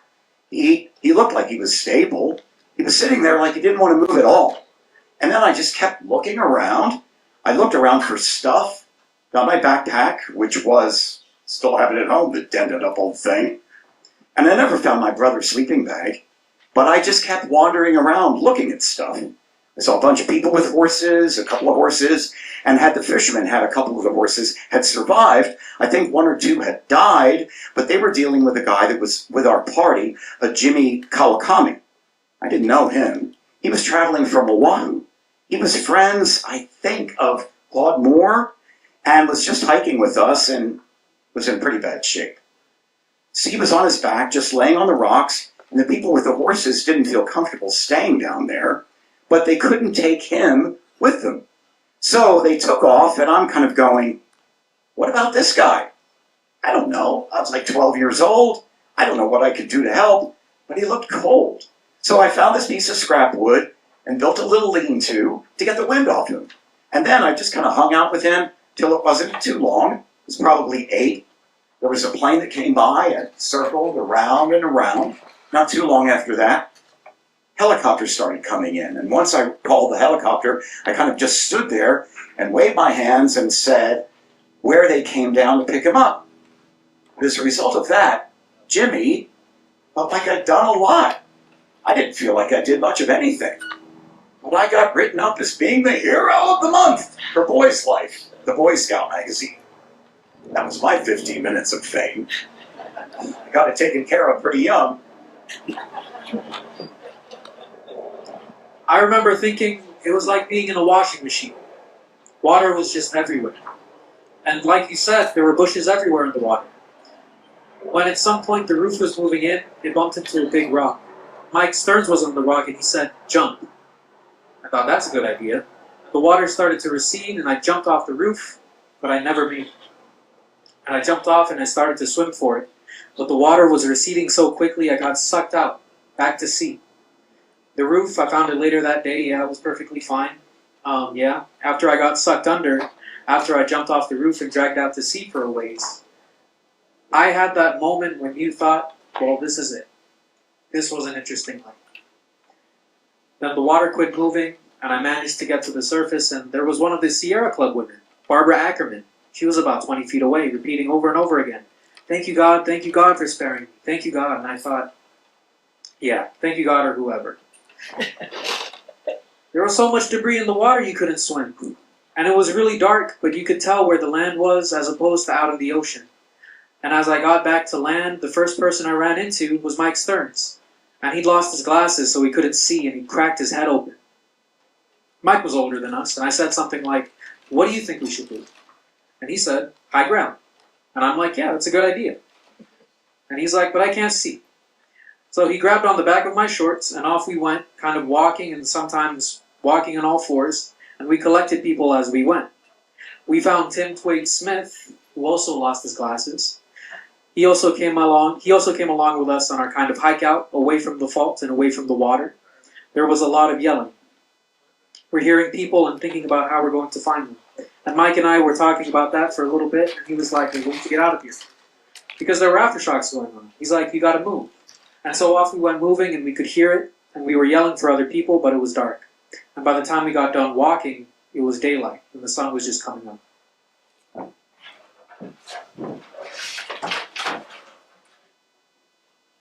But I was down on the crack looking for a way to climb up. In fact, I don't think I was looking at the time.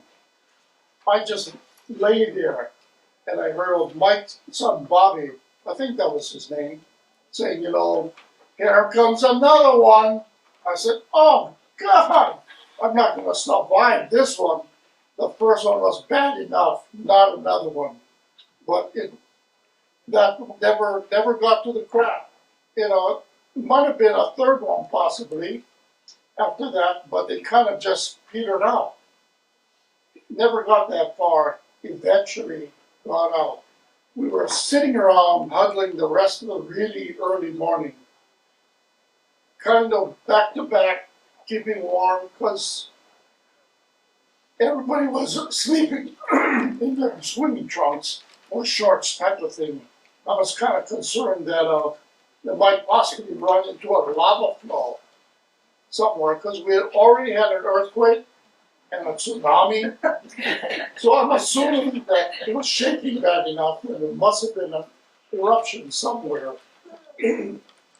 But they decided, no, they're going to go walk out and attempt it anyway. Well, let's see, probably right around the second set of helicopters that came back, Park Ranger came in. So I let him know that the father and son were walking out on the Kalapana coastline. Later on, I heard that Dr. Mitchell, the surgeon in Hilo, he was with the Boy Scouts. He ended up in the crack. He got buried in the sill. A fisherman, from what I understand, got killed too. And I don't know if they ever found him. I think they figured he got washed out into the ocean And if I can remember, the fishermen came by horseback. Some of the horses survived, and they found one swimming out in the ocean and one or two floating out there dead. And that's it, pretty much. I can't see anything you could have possibly do other than don't go there in the first place. Which, you know, is kind of like saying, don't cross the street because you might get run over with a car. Same, you know, it's the same situation. Take your chances.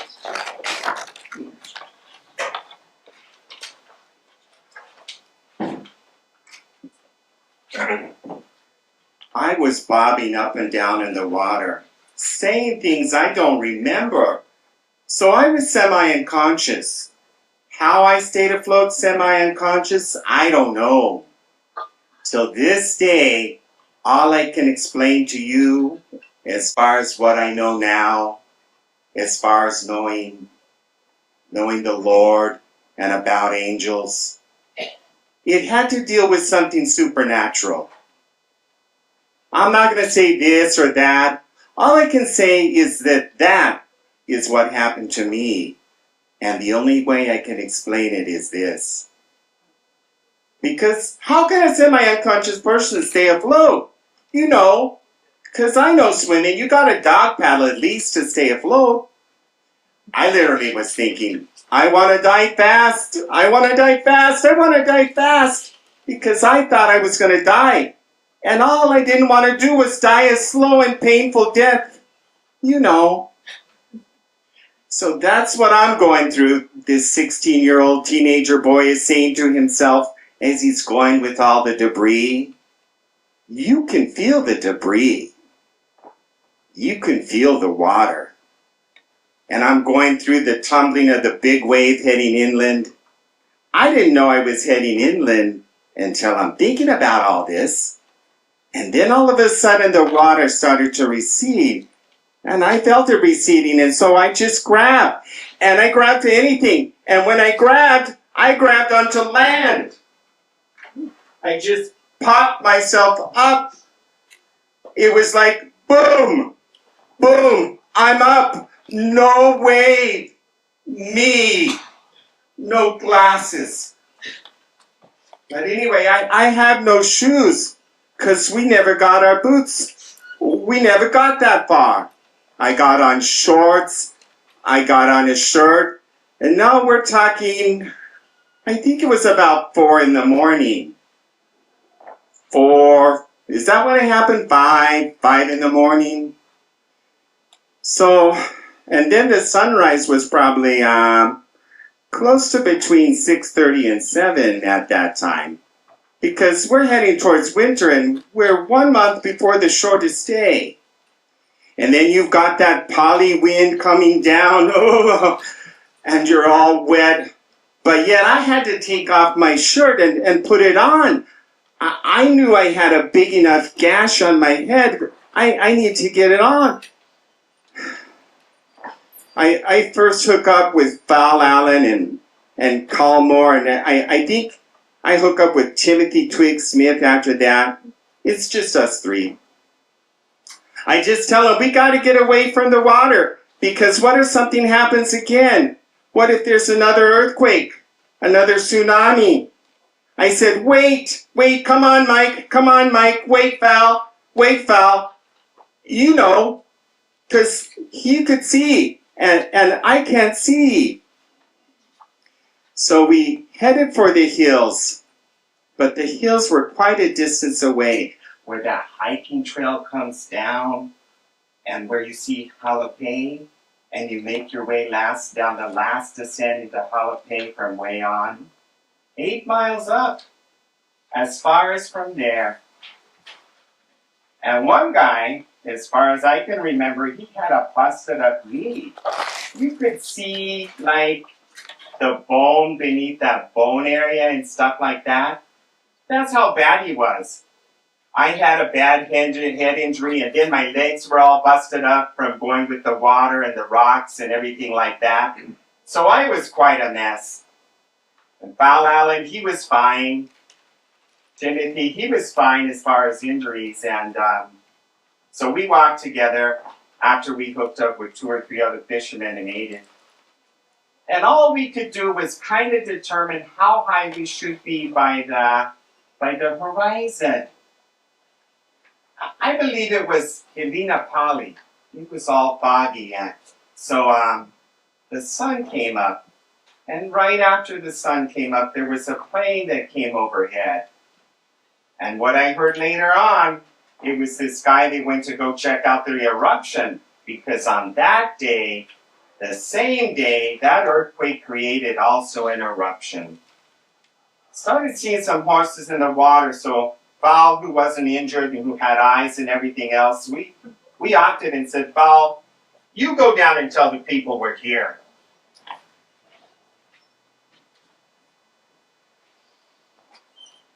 Deep breaths. There I was, originally from Houston at the age of 23, pursuing and finishing my college degree in biology at Hilo College. Moving to Hawaii was like a dream. I loved the Hilo lifestyle, the people, the culture, the food, and exploring this unique, beautiful island and making friends from so many different places. I was also fascinated by Hilo National Park. I lived in Hilo, Keokapa, across from the ocean near Richardson Beach. It was eerie driving home to see the tide so low along the coastline and the fish ponds water level so low. For some time after the tsunami, it was unsettling at night to hear the waves breaking. Needless to say, I stayed away from swimming and being near the waves for quite some time. Yeah, I don't know. I mean, maybe I'm just... It's funny, because all my life I have water dreams. Like dreams of really big surf or floating down a river? Just huge water and not terrified? You're intrigued by it. It's like exciting. It's something happening, and you don't know what it was. Maybe if you're younger than a certain age, it doesn't go into trauma. It goes into something else. But it's, for me, it's like people have flying dreams. That's the big thing. And for me, it's like the water dreams now.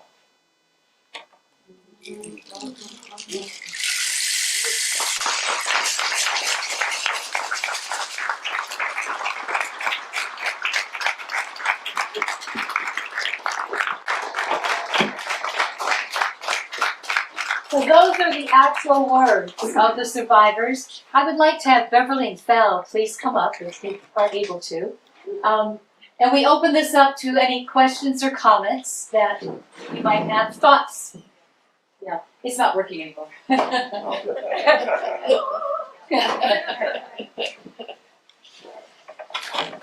Our best shot.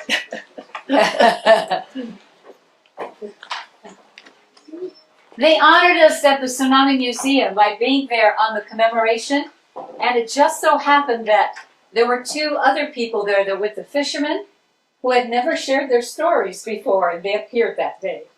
And it was a pretty powerful thing. We've had contact with them since, and they're eventually going to spend some time with us so we can capture their stories. They say it's very hard to go back, and only once one of them has gone back, but the other wouldn't anymore. Here. Yeah. He was one of my great students at UH Hilo. Oh, this will work? Almost. Okay. So let's find out. Questions or comments? It's a lot to take in. Yeah. And it was a kind of a Rashomon way of dealing with this script, yeah? Each person had a perspective that was slightly different or colored differently from wherever they were in Halapē at the time. Yes? Yeah, I know the helicopter came, got most of the people, but then I heard stories of some of the boys actually ran all the way out to the little petroglyph fields or something. Was that Stories? Oh, wait a minute. No, yes? Yeah. Hello? Hello? She comes, she goes. Sorry. So you believe some of the boys ran out toward the petroglyph Yeah, fields? that's what I heard that story. not anybody got picked up by the helicopter. Some you guys ran out. Is it working? Yes. To my knowledge, all the Boy Scouts, everybody except for two of the fishermen, went out by helicopter. There are these two fishermen. I think Mike described the guy whose knee was bust open. He hiked all the way out. He and another guy, and apparently when they got to the top, they realized they didn't have their car keys, so they had to keep hiking on the road. And with these kneecaps sticking out. And I'd like to ask Beverly to say which group she was with, please. Oh, so I was with 3 other friends that you heard, Barbara Ackerman, Keith and Brad, and so we were kind of independent. We hiked down, saw the coconut tree grove, filled up with Boy Scouts, and then kept walking. Oh, those are all the fishermen. We'll keep walking. Let's go down closer to the shoreline near the bay. So we were kind of independent. Okay, it's working. I just wanted to mention that I heard, and this is all hearsay, that Dr. Irwin walked out with his son Robbie. I think he was with Sierra Club. He was a psychologist maybe in Kīlauea and had a son Robbie Irwin. And so they might have done that instead of getting picked up. Did everyone hear that? And we're not sure about that. You know, one of the things that this underscores is that there's much that should be captured after these kinds of events, and they have been so kind to share their stories with us. But it's also not easy to revisit it for them, so it's extraordinary. But we sure learn, don't we? Yes. Yeah. And we hope to gather more. The fact that my dear friend Lisby knew Beverly and knew Barbara and added to the story, because we had one quaint little compact sheet, and then when we found out that there was a connection with Beverly right now, we were able to get more from her. It was wonderful, and we appreciated that because it expanded everything we knew.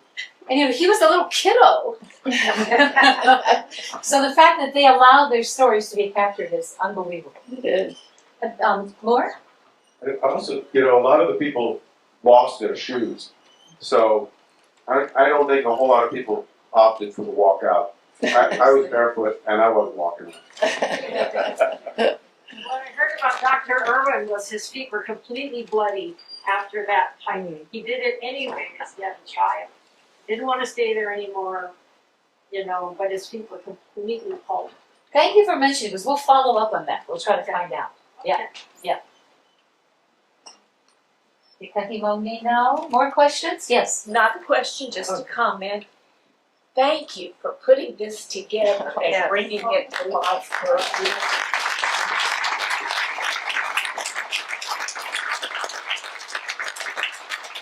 Haley's from the Kernan family in Hilo and had been to Halapē before and after this. And as part of her father was a great naturalist. He's about walking everywhere, living the outdoor life. So I always took his family. So that helped us understand. I'm from Hilo, but I had never been to Halapē. And there are other people here, you'll see the program. Colorado, Palau, originally Pennsylvania, but through San Diego, Hilo. So some of us, even the Hilo people, it's not something that we ordinarily do. You have to be an adventurer. I'm interested to find out what happened after that life-changing event with your lights. Like, what do you do now? And you go first. Is it on? Yeah. Yes. I was just thinking back to John's slideshow where he talked about PTSD and kind of how you guys ended as well. And so after, you know, the whole event completed and it was in the newspapers and it kind of passed, I didn't really talk about it. And then I finished up Hilo College, 78. I went over to UH Manoa and got a master's degree. And then I didn't talk about it there either. Then I moved back to the mainland in 81, and I really didn't even talk about it then. So it was really when I moved back to Hawaii in 92, I decided, I think I'm going to take swimming lessons. Because I stayed away from waters and all that type of things. For the most part, except that my friend Barbara, she's going, Bev, let's go whitewater rafting in Oregon. Okay, Barbara, I'll go. So I'm flying from the mainland, I'm here in Oregon, did one 3-day trip. That was pretty good. You know, the rapids weren't too bad in the Rogue River.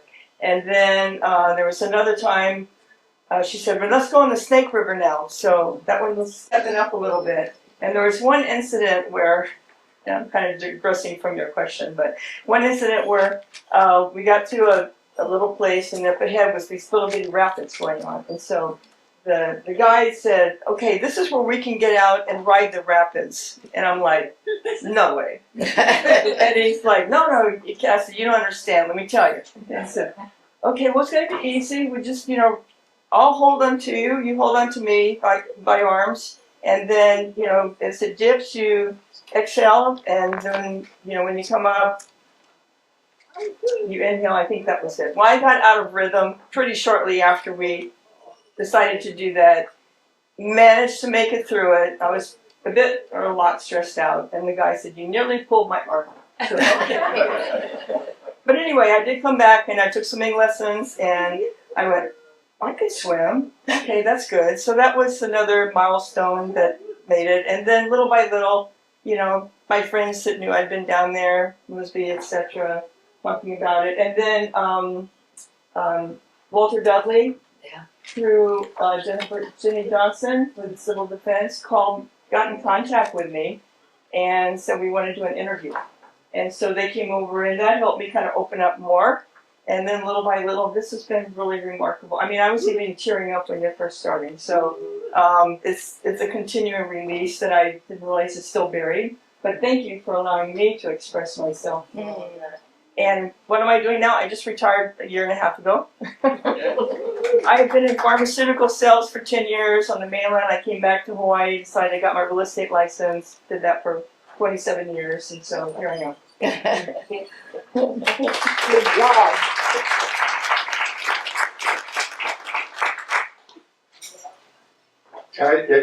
I learned a lot about myself that day, but a lot of the things I learned didn't really, come forward until years and years later, and I realized that there were some defining moments there. The event told, I learned a lot about myself. I became more confident after that, having survived something like that. You know where your limits are, where your lines are. I can do that. I survived a tsunami. So, in some ways, it was helpful. And a lot of the folks were more affected by it and didn't talk about it for years and still don't. I spent a lot of time in the water as a child and a teenager and an adult. And so I was never afraid of the water after that as much.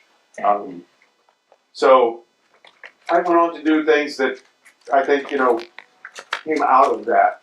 I was telling Jackie earlier that in her class, I learned a lot of confidence that helped me move forward. And so I think it affected me in smaller ways that came to fruition later in life. I became a firefighter. And it's just, I think, those kinds of situations where you're put into stress, you just learn a lot about yourself.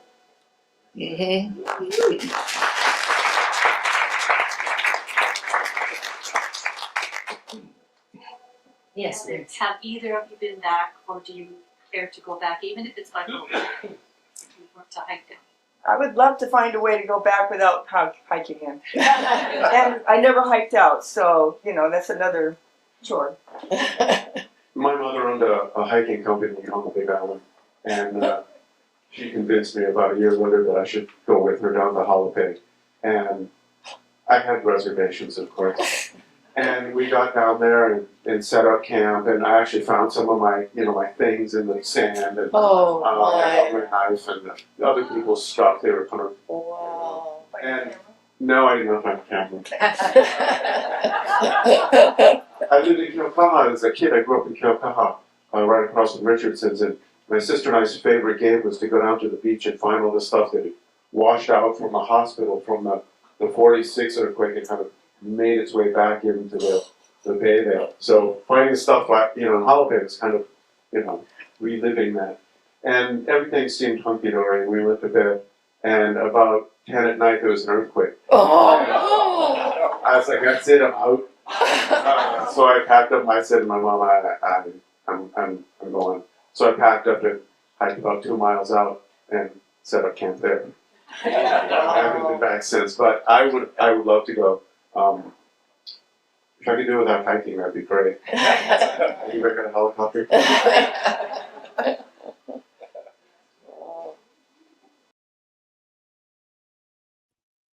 All right, so that's our recording of that dramatic reading. Pretty cool, yeah. So pretty quick here, Dan. Let's wrap it up. What do you think? Yeah, got me thinking about some ideas. We'll talk about some more later, but yeah, really interesting to see all those stories woven together. Hear firsthand what it was like, and what you might anticipate and be prepared for. For next time that would happen for an island. Yep. All right. Well, I think that's it. Be back next week, 5 p.m. Hawaii Standard Time, our normal schedule. But Phil, it'll be me and Lou mainly, and we'll make it work. Yeah. Yeah, we'll see. I'll probably be here in some capacity. We'll see how much I can be involved. Yeah. Yeah. All right. Sounds good. All right. Thank you, guys. And thanks to Lou on the back end. And Carrie and Dano. Carrie and Dano on ASL. Yeah. And for this presentation to all the readers, National Park hosted it. USGS HVO put it on. So yeah. Mahalo, everyone. Until next week, from our nonprofit HVERI. For Lou Atori, Dano and Carrie, Dane DuPont, I'm Philip Ong. Aloha, everyone.